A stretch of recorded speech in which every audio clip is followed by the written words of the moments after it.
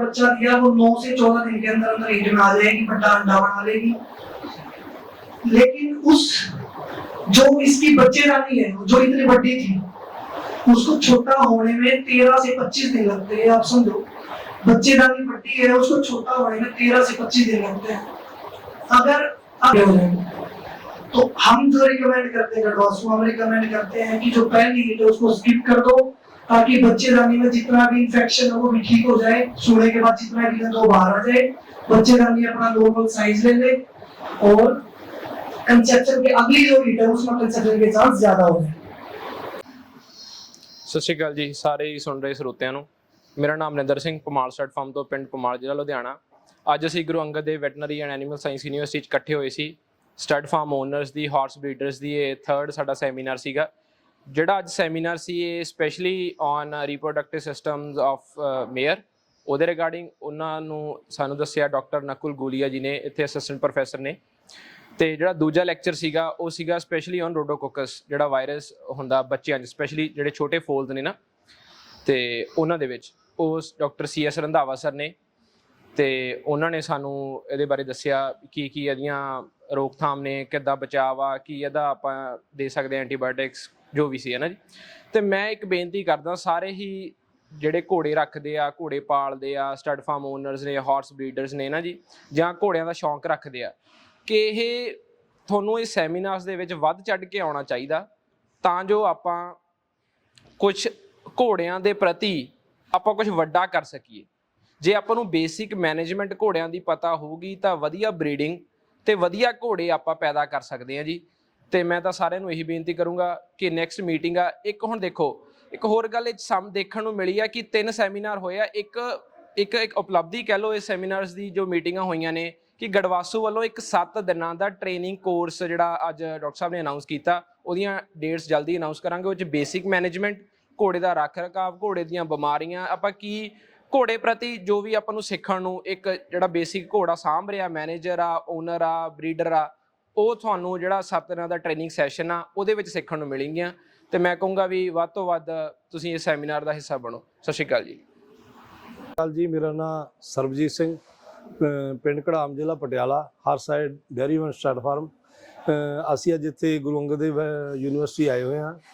ਤੇ ਮੇਰਾ ਸਾਰੇ ਵੀਰਾਂ ਨੂੰ ਇਹ ਸੁਝਾਅ ਹੈ ਕਿ ਦੇਖੋ, ਘੋੜਾ ਬੇਸ਼ੱਕ ਅਸੀਂ ਲੰਬੇ ਸਮੇਂ ਤੋਂ ਪਾਲਦੇ, ਸਾਡੇ ਪੁਰਖਿਆਂ ਤੋਂ ਲੈ ਕੇ ਪਾਲਦੇ ਆ ਰਹੇ ਹਾਂ, ਪਰ ਲੇਕਿਨ ਅੱਜ ਆਧੁਨਿਕ ਤਰੀਕੇ ਦੇ ਨਾਲ ਜਿਹੜਾ ਰੱਖ ਰਖਾਵ ਹੈ, ਸਾਂਭ ਸੰਭਾਲ ਹੈ, ਉਹਦੇ ਬਾਰੇ ਸਾਨੂੰ ਜੇ ਕੋਈ ਜਾਣਕਾਰੀ ਮਿਲ ਰਹੀ ਹੈ ਯੂਨੀਵਰਸਿਟੀ ਵੱਲੋਂ, ਬਹੁਤ ਵੱਡਾ ਉਪਰਾਲਾ ਯੂਨੀਵਰਸਿਟੀ ਦਾ, ਜਿਹੜਾ ਕਿ ਸਾਨੂੰ ਇਹਨਾਂ ਦੇ ਰੱਖ ਰਖਾਵ ਬਾਰੇ ਔਰ ਨਵੀਆਂ ਜੋ ਘੋੜਿਆਂ ਦੇ ਵਿੱਚ ਸਾਨੂੰ ਪ੍ਰੋਬਲਮਾਂ ਆ ਰਹੀਆਂ ਨੇ, ਜਿਸ ਤਰ੍ਹਾਂ ਕੋਈ ਬਰੀਡਿੰਗ ਪਰਪਜ਼ 'ਤੇ ਜਾਂ ਕੋਈ ਵੀ ਕਿਸੇ ਬਿਮਾਰੀ ਪ੍ਰਤੀ ਸਾਨੂੰ ਉਹ ਸੁਚੇਤ ਕੀਤਾ ਜਾ ਰਿਹਾ। ਸਾਡੇ ਸਾਰੇ ਭਰਾਵਾਂ ਨੂੰ ਬੇਨਤੀ ਹੈ ਕਿ ਵੱਧ ਤੋਂ ਵੱਧ ਯੂਨੀਵਰਸਿਟੀ ਪਹੁੰਚ ਕੇ ਇਸ ਮੀਟਿੰਗ ਦਾ ਹਿੱਸਾ ਬਣਨਾ ਚਾਹੀਦਾ, ਔਰ ਇਸ ਚੀਜ਼ ਦਾ ਜਿਹੜਾ ਸ਼ੁਰੂਆਤ ਹੋਈ ਹੈ, ਚੰਗੀ ਸਮੇਂ ਦੀ ਸ਼ੁਰੂਆਤ ਹੋਈ ਹੈ, ਸਾਨੂੰ ਇਹਦਾ ਲਾਹਾ ਲੈਣਾ ਚਾਹੀਦਾ।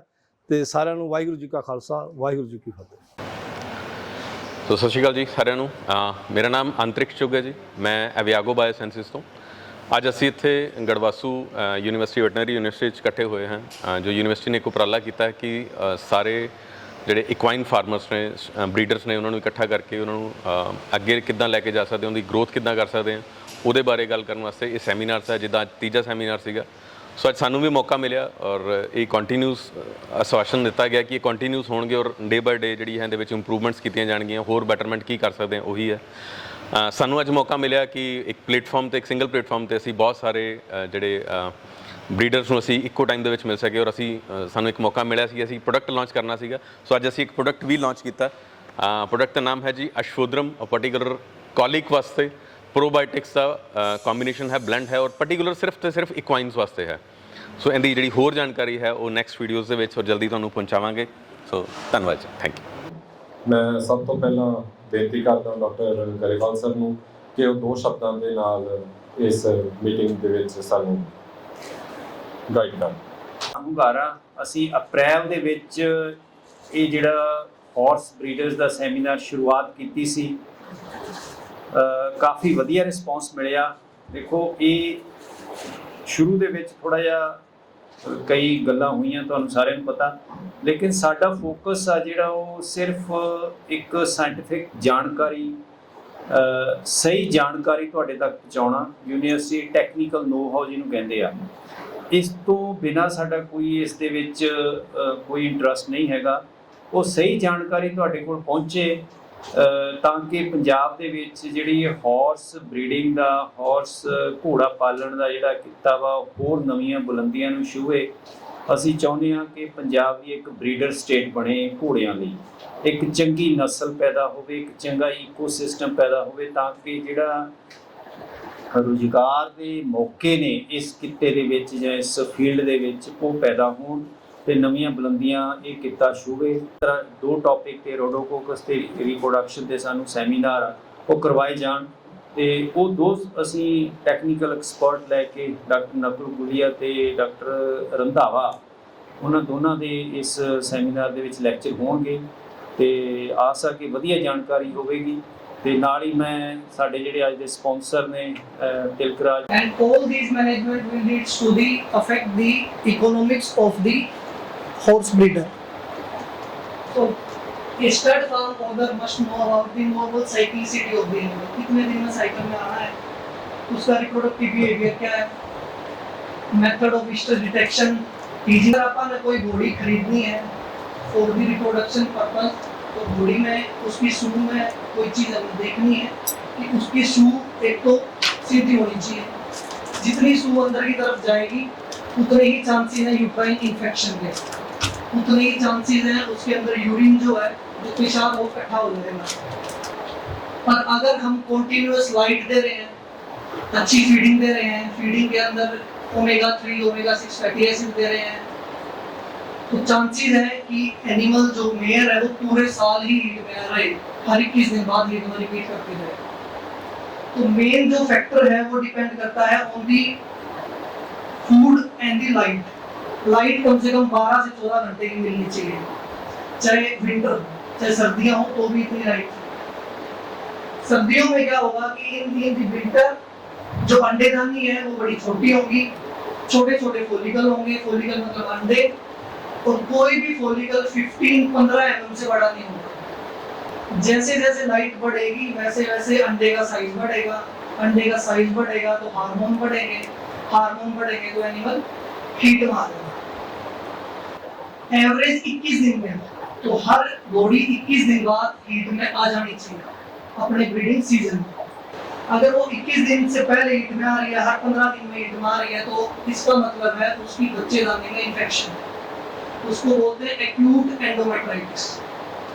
उस केस में हमने उसकी सफाई करवानी पड़ेगी बच्चेदानी। तो देख लिया अल्ट्रासाउंड। दूसरा है अंडे में की चेंज आया, तो अंडे में अंडा टूटना है नहीं टूटना है वो सारी चीज हम देखते हैं।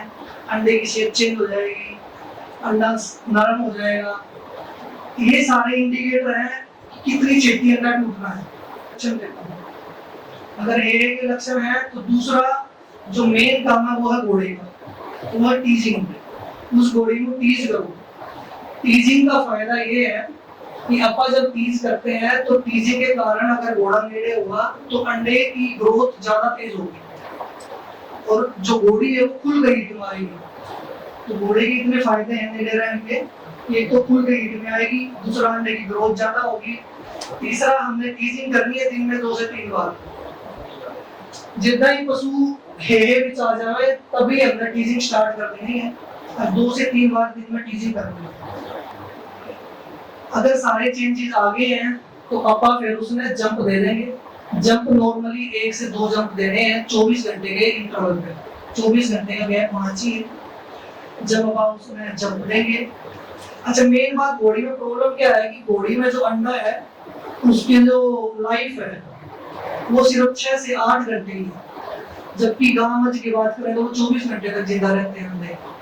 तो 6 से 8 घंटे के कारण अगर अपना 6 से 8 घंटे में इधर उधर हो गया तो अंडे की डेथ हो जाएगी। तो इसलिए घोड़ी में अल्ट्रासाउंड करवाना, प्रॉपर अंडे की साइज की जांच करवाना, प्रॉपर बच्चेदानी देखना, ये बहुत जरूरी है। क्योंकि अगर 6 से 8 घंटे इधर उधर हो गए तो अंडे की डेथ हो जानी है और वो कंसीव नहीं करेंगे। आ गया है, गर्मियों का टाइम आ गया है, मार्च से सितंबर, पर वो हीट में ही नहीं आ रही। तो पहली बात है कि उसमें अंडे ही नहीं बन रहे। और अंडे बनने ਲਈ ਆਪਾਂ ਨੂੰ चाहिए ग्रोथ फैक्टर मतलब proper nutrition, proper light, proper omega 3 और 6 की रेशियो, डिवॉर्मिंग मतलब अभी दवाई देनी है, मिनरल मिक्सचर देना है। तो सबसे पहला अगर ईस्टर सिंक्रोनाइजेशन करनी है तो अपन स्टार्ट करना है फ्रॉम दी लाइट, न्यूट्रिशन, हर चीज दे देनी है। तो लाइट न्यूट्रिशन के कारण क्या होगा कि अंडे की ग्रोथ हो जाएगी। अब अंडे की ग्रोथ तो हो जाएगी पर इतनी नहीं होगी कि अंडा टूट सके। उसके लिए अपन देना है हार्मोनल थेरेपी। हार्मोनल थेरेपी में आएगा प्रोजेस्टेरोन, और जो हम जो यूज कर रहे हैं गढ़वासो वो है लियोसल्फाइड। इसके इतने अच्छे रिजल्ट हैं, कम से कम 60-70 बॉडियों में यूज कर लिया अब तक। लियोसल्फाइड और प्रोजेस्टेरोन ये देने हैं 15 से 20 दिन तक। 15 दिन 10 से 15 दिन देना प्रोजेस्टेरोन और लियोसल्फाइड देना है 21 दिन तक। ये दोनों अंडे की ग्रोथ बढ़ाने वास्ते काम आते हैं। अगला है प्रोटोकॉल, जो फील्ड में प्रोटोकॉल यूज कर रहे हैं प्रोस्टाग्लैंडिन और जीएनआरएच या रिसेप्टर प्रोटोकॉल। तो अलग अलग प्रोटोकॉल है, कोई कोरोलोन बेस्ड भी प्रोटोकॉल है, कोई रिसेप्टर बेस्ड भी प्रोटोकॉल है। और हार्मोनल और प्रोटोकॉल तभी काम आएंगे जब फॉलिकल जो अंडा है वो 15 से 20 mm का होना चाहिए। अगर अंडा 15 से 20 mm से छोटा है तो कोई भी प्रोटोकॉल काम नहीं आएगा। तब काम आना है न्यूट्रिशन। तो सबसे पहले न्यूट्रिशन दो, न्यूट्रिशन का अंडे का एक साइज बढ़ाओ, साइज बढ़ाने के बाद हम दे सकते हैं हार्मोनल हो, कोई भी प्रोटोकॉल दे सकते हैं उसको, या वो प्रोजेस्टेरोन बेस हो या प्रोस्टाग्लैंडिन या जीएनआरएच बेस चीज देते हैं, ठीक है, ताकि ओपनिंग कम हो जाए। अगला है बच्चेदानी अंडेदानी का ट्यूमर। ये मेन है फील्ड में, कम से कम हमने 15 सर्जरियां करी हैं जिसमें हमने अंडेदानी का ट्यूमर निकाला है। अंडेदानी के ट्यूमर में अब आगे डिस्कस करेंगे। अगला है एंडोमेट्राइटिस, बच्चेदानी में इंफेक्शन। अगला है फिर पायोमेट्रा, बच्चेदानी का पीक वर्गी है। अब जो मेन जो प्रॉब्लम है वो है एंडोमेट्राइटिस आफ्टर कवरिंग। तो ये सबसे जरूरी है। जिस बॉडी की 7 साल से ज्यादा उम्र है, जिस बॉडी की 7 साल से ज्यादा उम्र है, उसमें क्या होता है कि उसकी बच्चेदानी की जो कॉन्ट्रैक्ट करने की जो पावर है, जो मतलब जोर लगाने की जो क्षमता है वो कम हो जाती है। तो जितना भी सीमन बच्चेदानी के अंदर है, बाकी अपन ने कवरिंग कराई, सीमन चला गया ऊपर, उसने फर्टिलाइज कर दिया, अंडा बन गया, सब कुछ हो गया, पर बाकी का जो सीमन बच्चेदानी में है वो तो बाहर आना चाहिए, ताकि गंद तो साफ होना चाहिए। पर जितनी बॉडी की उम्र ज्यादा होगी उतना ही वो गंद बाहर निकालने की क्षमता कम हो जाएगी। तो अगर क्षमता कम हो जाएगी तो जब अंडा ने वापस बच्चेदानी में आना है तब तो उधर गंद मिलेगा उसको, तो वो कंसीव नहीं करेगी। तो आजकल क्या हो गया है कि जब हम जंप दे रहे हैं, वो बॉडी जो 7 साल से ज्यादा है उसमें जंप देने के 1 दिन बाद अपन उसकी बच्चेदानी की सफाई करनी चाहिए, क्योंकि वो खुद सफाई नहीं कर पा रही है। तो अगर जिस बॉडी की उम्र ज्यादा है तो अपन उसकी बच्चेदानी की फ्लशिंग करनी है। इधर हम रोज ही करते हैं, रोज ही कम से कम 7-8 केस आ रहे हैं बॉडी में, पिछले 2 साल से ज्यादा बॉडियां आ रही हैं। तो हर एक में ये है कि 10 साल की 15 साल की है, कंसीव नहीं कर रही, 15 साल की तो बच्चेदानी बड़ी हो गई है, बड़ी होगी तो आगे की तरफ चली गई है, आगे की तरफ चली गई तो पीछे छोड़ कैसे बढ़ेगी। उस करके अपन बच्चेदानी अंडे का ना बनना वो है न्यूट्रिशन डेफिशिएंसी। न्यूट्रिशन डेफिशिएंसी में अपन वैसे तो सब कुछ दे रहे हैं, पर जो मेन चीज जो रिक्वायर्ड है वो मेन चीज नहीं दे रहे। वो है omega 3, omega 6, mineral mixture, vitamin E, antioxidant and deworming, proper उसकी डिवॉर्मिंग नहीं कर रहे। तो जितना भी फीड सप्लीमेंट दे रहे हैं वो सारे जितने के अंदर कीड़े हैं वो खा रहे हैं, तो डिवॉर्मिंग शुड बी देयर। अगला जो बॉडी है, बॉडी खुद से ओमेगा 3 और ओमेगा 6 फैटी एसिड नहीं बना सकती, तो इसलिए हमें फीड में डालना पड़ेगा ओमेगा 3 और ओमेगा 6। अगर वो खुद ही बना लेती है अंदर तो जरूरत ही नहीं ओमेगा 3 ओमेगा 6 देने की। अगला है साइलेंट स्ट्रेस। अगर एक बॉडी ने अंदर अंडा बना रखा है पर बाहर वो खुल के बोल नहीं रही, तो इसका मतलब है due to the hormone deficiency, hormone का लेवल कम है। तो ऐसी घोड़ियां, ये है वो ट्यूमर जिसकी बात कर रहा, ग्रेनुलोसा सेल ट्यूमर, ये अंडेदानी का सबसे ज्यादा मिलने वाला ट्यूमर है। ये जो सेम ट्यूमर है ये गाय भैंस में भी होता है। तो गाय भैंस में क्या होगा कि फील्ड में ऐसे बोलेंगे कि बिन ब्याई दूध देने लगी है, अब तक ब्याई भी नहीं है, सुई भी नहीं है, पर दूध दे रही है। तो वो दे रही है क्योंकि उसकी अंडेदानी के ऊपर ट्यूमर हो गया है, और वो ट्यूमर है यही वाला ट्यूमर। तो घोड़ी भी कई बार दूध आने लग जाता थोड़ा थोड़ा उसमें से। इतनी हार्मोनल डिसबैलेंस है कि इस ट्यूमर की वजह से, तो इसका जो ट्रीटमेंट है वो इसको रिमूव करवाना। तो अगर अपन प्रेगनेंसी डायग्नोसिस करवानी है तो it should be done after 25 day, 25 दिन के बाद, क्योंकि 21 दिन के बाद अगर वो तो बन नहीं होगी तो वो हीट में आई जाएगी। अगर हीट में आ गई तो वो बन है नहीं, अगर हीट में नहीं आई तो आप 25 दिन पे चेक कर लेंगे। दूसरी बात, 25 दिन पे जब हम अल्ट्रासाउंड करते हैं तो अपने को मिलती है दिल की धड़कन बच्चे की। अगर मैं 15 दिन पे करूंगा ना तो बच्चे की धड़कन नहीं मिलेगी, तो मैं ये तो बता दूंगा बढ़, पर वो बच्चा जिंदा है नहीं है वो नहीं पता लगा। तो इसलिए 25 दिन पे चेक करना है, 25 दिन पे अपने को दिल की धड़कन बच्चे की मिल जाएगी। तो प्रेगनेंसी, ये बच्चा दिखाया है, ये जितना ये छोटा छोटा, ये जब बड़ा हो गया है तो सारा निकल। अब मेन है ट्विन प्रेगनेंसी मैनेजमेंट। कई बार क्या कि 2 बच्चे हो गए हैं, तो आपा ने पता लगता है लास्ट में जब वो सो रही है तो पता लगा कि 2 बच्चे हैं अंदर और दोनों मरे हुए। इसलिए इस केस में आपा ने याद रखना है कि बॉडी में ट्विनिंग के 3% चांस है। तो जब एक घोड़ी हीट में आई तो अपन अल्ट्रासाउंड कराना है। अल्ट्रासाउंड में अगर 2 अंडे बड़े बड़े हैं, अगर 2 अंडे बड़े बड़े हैं तो ज्यादा चांसेस है कि ट्विनिंग हो जाएगी, दोनों अंडे फूट जाएंगे और ट्विनिंग हो जाएगी। तो इसलिए जब किसी केस में ट्विनिंग हो जाए तो उस केस में 16 दिन से पहले अपन ने अल्ट्रासाउंड जरूर करवानी है, क्योंकि 16 दिन के बाद जो दोनों बच्चे हैं वो बच्चेदानी के साथ जुड़ जाएंगे। नहीं, अलग अलग भी हो सकते हैं, अलग अलग नॉर्मल एक अंडेदानी में 2 इतने बड़े साइज नहीं होंगे, क्योंकि जब एक फॉलिकल बड़ा होता है, ओवुलेटिंग साइज होता है, तो वो एक ओवरी जितना ही साइज हो जाता है उसका। तो दोनों अंडेदानी है, पर ज्यादा फंक्शनल लेफ्ट ओवरी है इसकी, तो वहां से चांसेस है कि मेन डोमिनेटिंग जो फॉलिकल वो।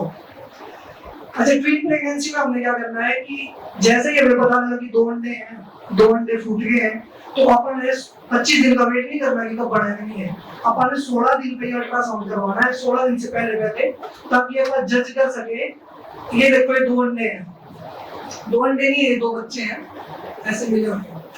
तो 16 दिन से पहले अपन उसकी मैनेजमेंट करनी पड़ेगी।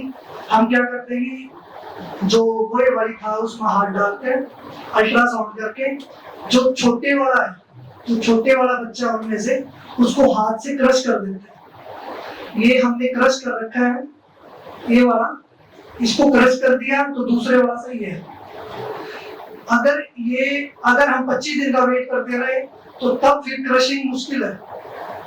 तो बिफोर 16 डेज अगर ट्विन प्रेगनेंसी मेंटेनेंस करवानी है तो बिफोर 16 डेज अपन अल्ट्रासाउंड करवाना पड़ेगा। तो स्मॉल के टाइम कौन से मेन साइन है आपने पता ही है कि जो उसके मेमोरी ग्लैंड है, जो थन है, उसके अंदर एक सेक्रेशन आ जाएगी, चिपकी सेक्रेशन आ जाएगी। मेन बात ये है कि जब उसके जो टीट्स है, जो थन है, ये पूरे स्ट्रेच हो जाएंगे, खिंच जाएंगे और सेक्रेशन आने लग जाए तो 24 घंटे के अंदर वो बच्चा दे देंगे। ये इंडिकेटर है। अगर एक घोड़ी के थन टाइट हो जाए और सेक्रेशन आ जाए, शुरू में पानी सा होता है, फिर चिपकी सी होती है, वो आ जाए तो 24 घंटे के अंदर उसका बच्चे दे देंगे। दूसरी बात, स्वेटिंग होगी, रेस्टलेसनेस होगी, सब कुछ होगा। मेन है कि जो सेकंड स्टेज मतलब जब बच्चा बाहर निकल रहा है, तो इसमें जो सेकंड स्टेज है वो सिर्फ 15 से 20 मिनट की है। 20 मिनट में बच्चा बाहर आ जाना चाहिए। अगर मैटरनिटी टूट गई तो 20 मिनट में बच्चा बाहर आ जाना चाहिए। अगर घोड़ी जोर मार रही है और 15 मिनट हो गए हैं और ना कोई इंप्रूवमेंट है तो वेटनरी डॉक्टर को जरूर चेक कराना है। चांसेस है कि बच्चेदानी घूम गई है उसकी। तो चांसेस है कि बच्चेदानी गूंगी है, या दूसरी बात उसके जो हाथ पैर लंबे हैं वो गोए वाली थावा चले गए हैं, तो ऊपर से कई बार फाड़िया निकल जाता है बच्चा ना। तो इसलिए अपन अगर 15 से 20 मिनट अगर लेट होगा काम अपना, तो चांसेस है कि बच्चेदानी में प्रॉब्लम है, बच्चे को प्रॉब्लम और बच्चे की जिंदा रहने के चांसेस कम है। दूसरा जो जेल है वो 3 घंटे के अंदर आ जानी चाहिए। जेल कभी भी खींचनी नहीं है हमने, जेल अगर हमने खींच दी तो इतनी ज्यादा ब्लीडिंग होगी कि उसकी बच्चेदानी बाहर आ जाएगी। तो घोड़ी की जेल कभी भी खींचनी नहीं है। अगला आफ्टर पार्चुरेशन, मतलब बच्चा देने के बाद अपन उसको टेटनस टॉक्साइड लगाना है 5 ml सबका। ये केस है, हमने इधर ये 22 या 23 केस करे हैं जिसमें बच्चेदानी गूंगी है। तो घोड़ी में सेम मज की तरह आप पलटा देंगे, पलटा देने के बाद ये फट्टा लगा रखा है, पलटा दे दिया है, पलटा देने के बाद चेक करेंगे, खड़ी करके चेक कर लेंगे बच्चेदानी का बल खुल गया नहीं खुल गया। घोड़ी सबसे ज्यादा जो बच्चेदानी घूमते हैं वो मज में है, पर घोड़ी में भी केस आ रहे हैं, 22-23 केस हमने देख लिए हैं। अब इसमें क्या है कि इसमें बल देने के बाद बच्चेदानी खुल गई है या उसका बल खुल गया है, तो उसके बाद हम इसमें इंजेक्शन लगा देंगे ताकि बच्चा बाहर आ जाए। एक केस जो हमने करा था उसमें था वो 8 महीने का भर्ती, हमने उसको पलटाया, पलटाने के बाद हमने उसका इंजेक्शन नहीं करेंगे, नहीं करा कि बच्चा निकाल दे, हमने वो छोड़ दी और हर 15 दिन बाद उसकी अल्ट्रासाउंड करी बच्चे की, तो बच्चा जिंदा रहा और लास्ट में जाकर उसने बच्चा दे दिया। तो टोर्शन, ये यूट्राइन टोर्शन है बच्चेदानी का घूम जाना। तो अगर 15 मिनट से ज्यादा लग रहे हैं बच्चा निकलने में, तो अपन ये चेक करवाना कि बच्चेदानी तो नहीं घूम रही है। एक ये मेन चीज है, ये है जब बच्चा दे रही हो, ये जो आपको दिख रहा है लाल लाल, ये है जेल, इसके अंदर बच्चा है मतलब। तो जब कभी भी ऐसी कंडीशन हो, घोड़ी जोर मार रही है और अपने को ऐसा बैग दिखे, लाल बैग मतलब रेड बैग, ऐसा रेड बैग दिखे, तो अपन जितनी जल्दी हो उतनी जल्दी इस बैग को फाड़ देना है। फाड़ना कहाँ से? यहाँ से इसकी टिप तक। इसका मतलब है अगर ऐसी कंडीशन अपने को दिख जाए तो इसका मतलब बच्चे को सांस आने में और बच्चे के डेथ होने के चांसेस सबसे ज्यादा है। ये इमरजेंसी कंडीशन है बच्चे के लिए। तो जो बच्चे इधर आए हैं केस ऐसे, तो जो बच्चे हमने निकाले खींच के फटाफट, उन बच्चों में खड़े होने में प्रॉब्लम होगी, उनके दिमाग पे ब्लड सप्लाई नहीं गई तो हाइपोक्सिया होगा, ऑक्सीजन की कमी होगी, तो वो उठ नहीं पा रहे, वो बार बार हाथ पैर मार रहे हैं क्योंकि उनमें ऐसे चक्कर जैसे आ रहे हैं, एनर्जी गई नहीं दिमाग तक ना। तो ऐसे केस में ये दिस इज इमरजेंसी कंडीशन 44, जो बच्चा उसके लिए इमरजेंसी कंडीशन है। तो इसके लिए ऐसे फोर को डमी फोर बोलते हैं, बस वो बच्चा है, जिंदा है और ऐसे एक्ट नहीं कर रहा, बस पड़ा है आराम से, एक्टिव नहीं है। ये मैं जो बता रहा हूँ, अगर 15 मिनट से ज्यादा लग जाए तो चांसेस है कि जो बच्चा है, ये जो केस है इसमें एक पैर बच्चे का गोबर वाली थान आ गया, लीद वाली थान है, और दूसरा इसका सिर और दूसरा हाथ आ गया बच्चे लगने वाले रास्ते में। तो अगर 15 मिनट से ज्यादा लग रही है तो ज्यादा चांसेस है कि गोए वाली थान और बच्चे लगने वाली थान आपस में मिल गई है। तो अब ऐसा केस अगर हो, इसको रेक्टोवेजनल फिस्टुला बोलते हैं। ये तो ये यहाँ पे फटा हुआ, ये सू तो सही है और यहाँ से निकल गया एक हाथ। तो ऐसे वाले केस में जितनी भी उसकी लीड होगी वो सारी बच्चेदानी जो योनि है उसके अंदर गिर जाएंगी। तो उसके अंदर गिरेंगी तो इन्फेक्शन होना है, तो आगे कंसेप्शन के चांसेस कम हो जाएंगे। तो इसको या तो आप 1 घंटे के अंदर ठीक करवा लो, फटाफट ले आओ 1 से 2 घंटे के अंदर, या फिर अगर एक बार उसमें स्वेलिंग आ गई तो फिर जब तक स्वेलिंग ठीक नहीं होती तब तक नहीं लेके आना, क्योंकि स्वेलिंग में अगर मैं सुचर लगाऊंगा, टाके लगाऊंगा तो टिकने नहीं है। तो या तो उसको 1 से 2 घंटे के अंदर ले आओ, और या जब स्वेलिंग खत्म हो जाए उसके बाद लेके आओ। ये है जेल का रहना, retention of fetal membranes. Main बात याद रखनी कि जेल को कभी भी खींचना नहीं है। जेल के लिए अगर बॉडी में 3 घंटे तक जेल ना पड़े तो उसके लिए ट्रीटमेंट है, अपन ऑक्सीटोसिन देना है। ऑक्सीटोसिन देना है 20 से 50 IU 1 लीटर की बोतल में।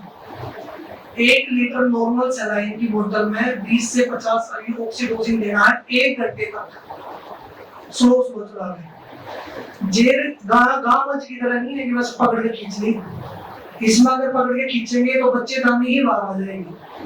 तो इधर पिछले मैं जितने भी साल थे तो अब तक 2 आए हैं घोड़े के केस, इसमें बच्चेदानी बाहर आ गई क्योंकि उन्होंने जेल पकड़ के खींच दी है। दूसरा, कई बार अगर बच्चा ज्यादा जोर से खींचेंगे तो ब्लैडर है ना, उसकी पेशाब वाली थैली वो भी बाहर आ जाती है।